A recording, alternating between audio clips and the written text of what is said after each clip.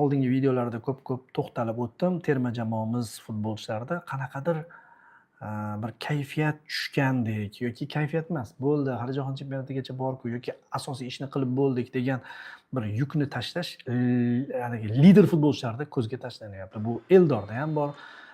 Keyin Turkiyaga borib turib, anglab yetib, oxirgi paytdagi holatini gol ham urdi.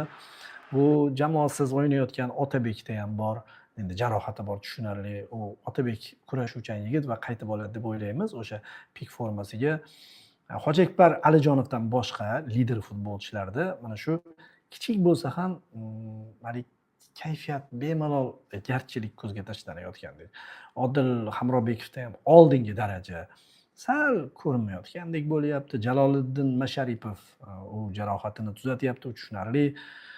Yana Oston O'runov birda u, birda bu bilasiz.